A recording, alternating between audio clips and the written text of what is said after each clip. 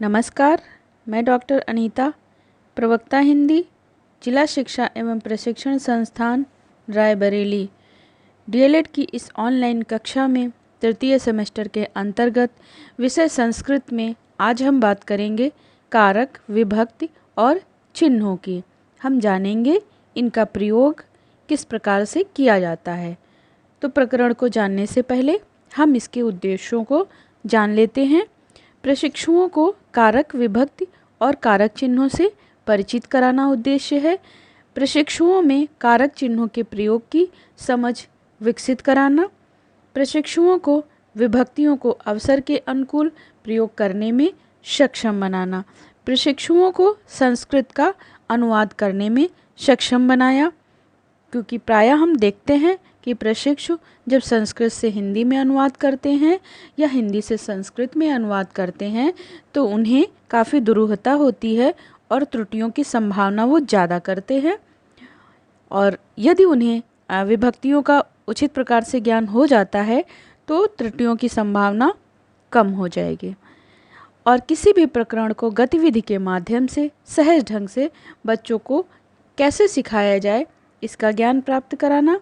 प्रशिक्षुओं को संस्कृत के व्याकरण से परिचित कराना और साथ ही साथ दैनिक जीवन में संस्कृत के प्रयोग हेतु सक्षम बनाना।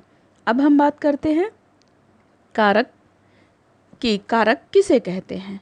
क्रियान्वयित्वम कारकत्वम, क्रिया के साथ प्रत्यक्ष संबंध रखने वाले शब्दों को कारक कहते हैं। अर्थात क्रिया के साथ जो प्रत्यक्ष संबंध जो शब्द रखते हैं तो ऐसे शब्दों को कारक कहते हैं। यहाँ पर एक बात और ध्यान रखने योग्य है कि जिन शब्दों का क्रिया से सीधा संबंध नहीं होता वह कारक नहीं माने गए हैं। जैसे राम श्याम की पुस्तक पढ़ता है, तो यहाँ पर राम पठन की क्रिया को करने वाला है और उसके द्वारा पुस्तक पढ़ी जा रही है, अतः ये दोनों कारक हुए।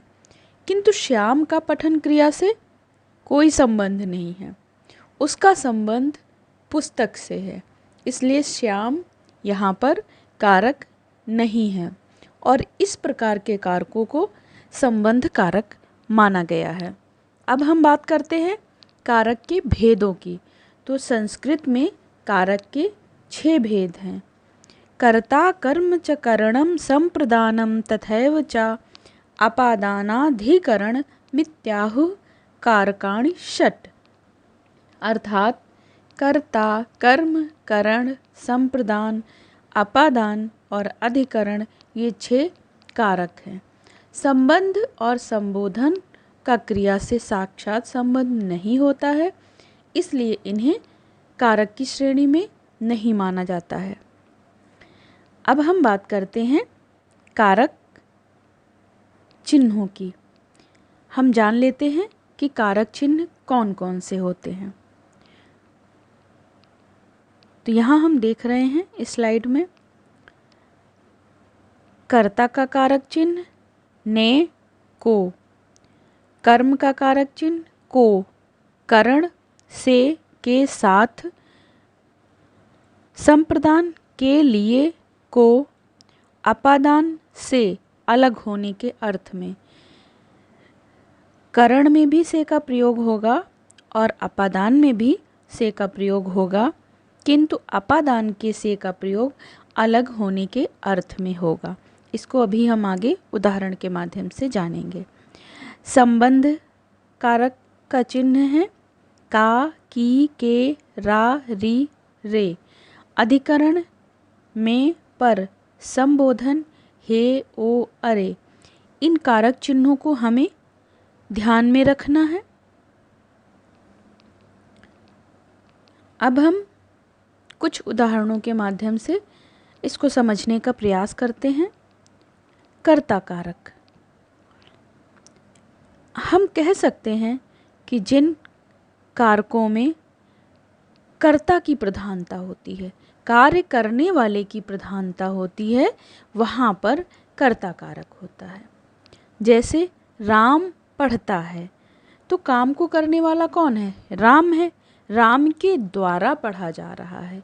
तो यहाँ पर राम प्रधान है, यानी कर्ता प्रधान है, इसलिए यहाँ पर कर्ता कारक है। कर्म कारक, राम पाठ पढ़ता है। राम क्या पढ़ता है?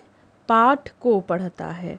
तो यहाँ पाठ प्रधान है, मतलब कर्म प्रधान है। राम जो क्रिया कर रहे हैं पढ़ने की, उसका फल किस पे पड़ रहा? पाठ पर, पाठ को पढ़ रहे हैं। तो यहाँ पर कर्म कारक है। करण कारक, वह कुल्हाड़ी से वृक्ष काटता है। किसके माध्यम से? कौन सा साधन उपयोग कर रहा है? कुल्हाड़ी। कुल्हाड़ी के द्वारा, कुल्हाड़ी से वृक्ष काट रहा है। तो यहाँ पर करण कारक है। संप्रदान कारक, हरि मोहन को रुपए देता है। किसको रुपए देता है? मोहन को। हम ऐसे प्रश्न स्वयं से करके जान सकते हैं कि इसमें कौन सा कारक चिन्ह छुपा हुआ है। अपादान कारक, हिमालय से गंगा निकलती है। यहाँ पर से का प्रयोग विलग होने के अर्थ में किया गया है। हिमालय से गंगा विलग हो रही है, निकल रही है। इसी तरह से प्लेटफॉर्म से गाड़ी छूट चुकी, पेड़ों से पत्ते गिरते हैं। यहाँ पर तीनों ही वाक्यों में हम समझ सकते हैं कि चीज़ें अलग हो रही हैं, एक स्थान से दूसरे स्थान को प्रस्थान कर रही हैं, जा रही हैं, अलग हो रही हैं। तो से का प्रयोग अलग होने के अर्थ में होता है। संबंध कारक, वह माता को याद करता है। यहाँ पर एक वस्तु का दूसरी वस्तु से संबंध होता है। अधिकरण, कवियों में कालिदास श्रेष्ठ हैं। संबोधन, हे भगवान मेरी रक्षा कीजिए। यहाँ पर भक्त भगवान का आह्वान कर रहा है, उनको संबोधित कर रहा है कि मेरी रक्षा कीजिए, इसलिए यहाँ पर संबोधन कारक है। ऐसे जहाँ भी वाक्य आएंगे उन सभी में संबोधन कारक होगा। अब हम बात करते हैं विभक्ति की। विभक्ति का शाब्दिक अर्थ विभक्त होने की क्रिया या भाव, विभाग या बाँट है। व्याकरण में शब्द, संज्ञा, सर्वनाम, विशेषण के आगे लगा हुआ वह प्रत्यय या चिन्ह विभक्ति कहलाता है, जिससे पता चलता है कि उस शब्द का क्रियापद से क्या संबंध है। कुल 7 विभक्तियाँ होती हैं और प्रत्येक विभक्ति के तीनों वचनों के 3 प्रत्यय होते हैं। इस प्रकार 7 विभक्तियों के कुल 21 प्रत्यय होते हैं, जिनसे शब्द के 21 रूप बनते हैं। संस्कृत व्याकरण में इसे ही विभक्ति कहते हैं। यह वास्तव में शब्द का रूपांतरित अंग होता है, जैसे रामेण, रामाय, रामात आदि। अब हम इसको शब्द रूपों को देख लेते हैं, किस प्रकार से इनको 3 वचनों में बांटा गया है और किस प्रकार से विभक्ति में शब्द रूप परिवर्तित होते हैं। शब्द रूप किस विभक्ति में कौन सा होता है, इसको जानने का प्रयास करते हैं। रामा शब्द रूप को देखते हैं। इसकी विभक्ति और एक वचन पर हम बात करेंगे। प्रथमा रामः, यानी कि राम ने। रामः में ने छुपा हुआ है। प्रथमा विभक्ति में कर्ता कारक है और इसमें ने छुपा हुआ है। द्वितीया विभक्ति रामम, अर्थात राम को। तृतीया विभक्ति रामेण, राम से। चतुर्थी विभक्ति रामाय, राम के लिए। रामात, राम से यहाँ पर अलग होने के अर्थ में प्रयोग होगा। षष्ठी विभक्ति रामस्य, राम का की। सप्तमी विभक्ति रामे, राम पर में। इसी तरह से 2 वचन बहुवचन बनेंगे। अब हम इसको उदाहरण के माध्यम से समझते हैं। प्रथमा विभक्ति रामः पठति। रामः में प्रथमा विभक्ति है और राम कर्ता कारक है। राम ने पढ़ा, राम के द्वारा पढ़ा गया है, राम पढ़ रहे हैं, यहाँ पर कर्ता प्रधान है। द्वितीया विभक्ति रामः पाठम पठति, राम क्या पढ़ता है? पाठ को पढ़ता है। पिता तृतीया विभक्ति पिता पुत्रेण सह नगरम गच्छति, पिता पुत्र के साथ, पुत्रेण में के साथ समाहित निहित है, इसलिए यहाँ पर तृतीया विभक्ति है। चतुर्थी विभक्ति शिवाय नमः, शिव को नमन है। पंचमी विभक्ति वृक्षात् पत्रम पतति, वृक्षों से पत्ते गिरते हैं, अलग हो रहे हैं। षष्ठी विभक्ति रामस्य सहोदरा मोहनेन सह पाठम पठति, राम का भाई मोहन के साथ पाठ पढ़ता है। यहाँ षष्ठी का प्रयोग के साथ या संबंध में का की रे जहाँ पर होते हैं ऐसे संबंध सूचक शब्द, तो वहाँ षष्ठी विभक्ति का प्रयोग करते हैं। अभी इसको हम विस्तार से जानेंगे। सप्तमी विभक्ति कविषु कालिदासः श्रेष्ठतमः, कवियों में कालिदास श्रेष्ठ हैं। अब हम देख लेते हैं कि विभक्तियों का प्रयोग किस प्रकार से करना चाहिए, इसके क्या नियम हैं। प्रथमा विभक्ति, प्रथमा विभक्ति कर्ता कारक, क्योंकि कार्य करने वाले को कर्ता कहते हैं। इसको हम ऐसे कह सकते हैं, जहाँ पर संज्ञा या सर्वनाम के जिस भी रूप से कार्य करने वाले का बोध हो रहा हो उसे कर्ता कारक कहेंगे। जैसे रामः गच्छति, राम के द्वारा कार्य हो रहा है, इसलिए यहाँ पर कर्ता कारक है। संबोधन में भी प्रथमा विभक्ति का प्रयोग होता है। जैसे हे राम त्वं गृहं गच्छ, यहाँ राम को संबोधित किया जा रहा है, क्योंकि राम को संबोधित करके उन्हें घर जाने के लिए कहा जा रहा है। राम के द्वारा कार्य होना है, यहाँ पर राम की प्रधानता है, इसलिए यह कर्ता कारक है और समस्त कर्ता कारक प्रथमा विभक्ति में आएंगे, चाहे वो संबोधन कारक के अंतर्गत ही क्यों ना हो। जैसा कि मैंने पहले ही बोला, नाम में प्रथमा विभक्ति का प्रयोग होता है और अव्यय के साथ भी प्रथमा विभक्ति का प्रयोग किया जाता है। अव्यय वे शब्द होते हैं जो लिंग, वचन, कारक और किसी भी प्रकार से उनमें कोई परिवर्तन नहीं होता है, तो ऐसे शब्द अव्यय कहलाते हैं। जहाँ पर अव्यय शब्द आएंगे वहाँ पर भी प्रथमा विभक्ति का प्रयोग किया जाएगा। द्वितीया विभक्ति द्विकर्मक धातुओं के साथ द्वितीया विभक्ति का प्रयोग होता है।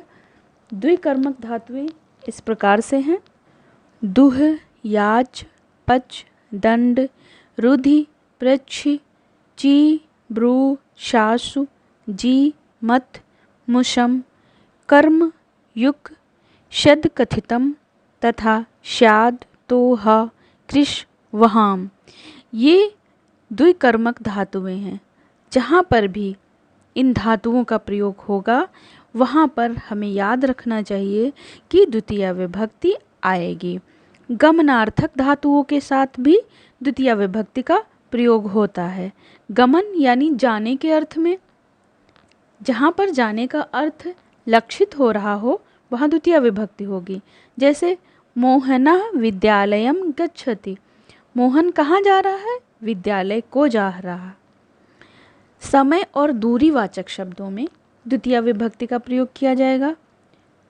रामः 14 वर्षाणि वने न्यवसत्, राम 14 वर्ष तक वनवास में रहे। 14 वर्ष तक वन में रहे, तो यहाँ पर 14 वर्ष जो समय का सूचक है, इसलिए इसमें द्वितीया विभक्ति का प्रयोग किया गया है। और जहाँ पर भी समय सूचक शब्द आ रहे हों वहाँ द्वितीय विभक्ति होगी, यह हमें जान लेना चाहिए। इसके साथ ही साथ उभयतः, परितः, सर्वतः, धिक्, समया, निकषा आदि शब्दों के साथ द्वितीय विभक्ति का प्रयोग करेंगे। जैसे विद्यालयः उभयतः वृक्षाः सन्ति। तो जहाँ पर भी इस प्रकार के शब्द आते हैं वहाँ द्वितीय विभक्ति होगी। अभितः, परितः, समिता, समया, निकषा तृतीया विभक्ति। सह, साकं, समम, सार्धम अर्थात साथ जिन शब्दों से लक्षित हो रहा हो वहाँ पर तृतीया विभक्ति होगी। जैसे सीता रामेण सह वनम अगच्छत। सीता राम के साथ, यहाँ पे साथ का अर्थ लक्षित हो रहा है, इसलिए इसमें तृतीया विभक्ति है। इसी तरह से यदि कहीं पर किसी वाक्य में कोई अंग विकार दिखाया जा रहा हो तो वहाँ भी तृतीया विभक्ति का हम प्रयोग करेंगे। जैसे बालः पादेन खंजः। बालक पैरों से क्या, खंजा मतलब विकलांग है, दिव्यांग है, उसके पैर में कोई विकार है। इसी तरह से अलम शब्द के योग में तृतीया विभक्ति का प्रयोग करेंगे। अलम का तात्पर्य होता है मत करो, मना करना। अलम विवादेन, विवाद मत करो, झगड़ा मत करो। अलम शब्द जहाँ पर आएगा वहाँ तृतीया विभक्ति होगी। इसी के साथ साथ प्रकृति, जाति, नाम, वेग, सुख दुख के अर्थों में तृतीया विभक्ति का प्रयोग होगा। सह दुखेन वदति, वह दुख से बोलता है, दुख में है, ऐसा उसकी बातों से परिलक्षित हो रहा। तो यहाँ दुख शब्द आया है, इसलिए तृतीया विभक्ति प्रयोग हुई है। हीन और बिना के योग में तृतीया विभक्ति का प्रयोग होगा। सह अहंकारेण शून्य, वह अहंकार से शून्य है। यहाँ पर अहंकार की शून्यता दिखाई गई है, मतलब हीन है अहंकार से। तो हीन और बिना के अर्थ में हम तृतीया विभक्ति का प्रयोग करेंगे। चतुर्थी विभक्ति। चतुर्थी विभक्ति में हम रुचिकर लगने के अर्थ में इसका प्रयोग करेंगे। जब हमें कोई चीज़ रुचिकर लगती है, अच्छी लगती है, तो ऐसे वाक्य जहाँ पर आएंगे जो रुचि को प्रदर्शित कर रहे हों, ऐसे शब्द होंगे, तो वहाँ चतुर्थी विभक्ति होगी। जैसे बालकेभ्यः चंद्रः रोचते, बालकों को क्या, चांद अच्छा लगता है, रुचिकर लगता है। इसी तरह से क्रुद्ध, द्रुह, ईश, असूय आदि धातुओं के योग में भी हम चतुर्थी विभक्ति का प्रयोग करेंगे। इसके साथ ही साथ नमः, स्वस्ति, स्वधा, वषट शब्दों के योग में चतुर्थी विभक्ति का प्रयोग करेंगे। अब हम बात करते हैं पंचमी विभक्ति की, कि पंचमी विभक्ति में जिस पुरुष, स्थान, वस्तु के प्रत्यक्ष अथवा अप्रत्यक्ष वियोग, वियोग मतलब बिछुड़ना या अलग होना होता है, उसमें पंचमी विभक्ति होती है। जैसे वृक्षात् पत्रम पतते, वृक्षों से पत्र गिरते हैं। सह और इसके साथ ही साथ भय और रक्षा देने वाली धातुओं के योग में भी पंचमी विभक्ति का प्रयोग होता है।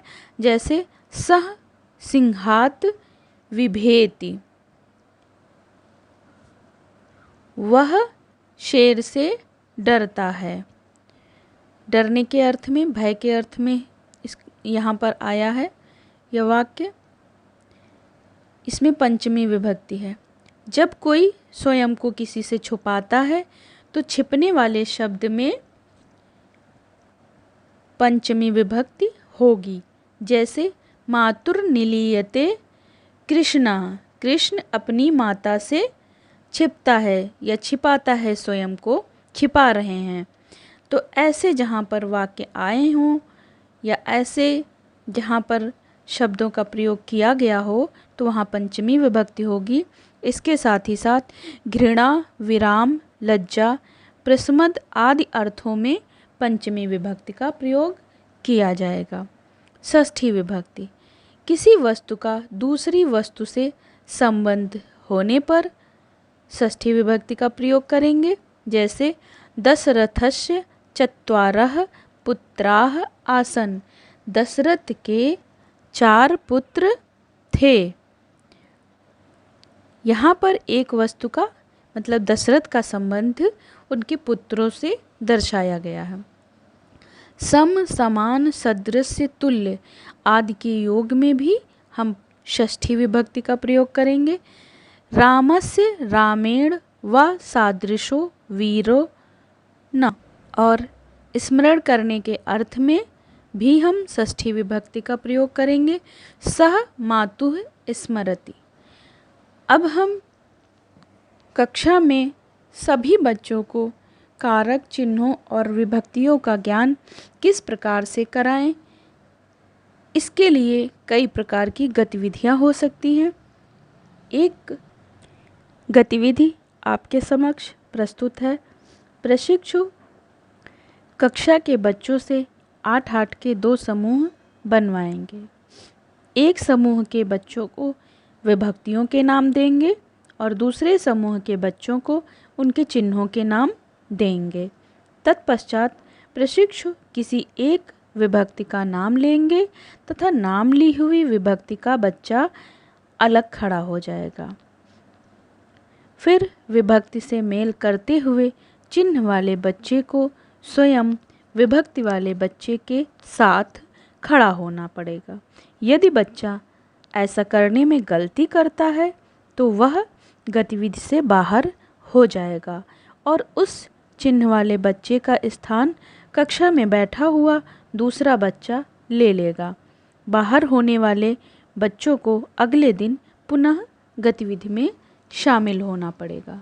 तो इस तरह से प्रशिक्षु अपने अध्यापन कार्य के दौरान विद्यालयों में बच्चों को विभक्ति, कारक और चिन्ह का ज्ञान करा सकते हैं। इसी के साथ विदा लेते हैं। धन्यवाद। मिलेंगे अगले वीडियो में।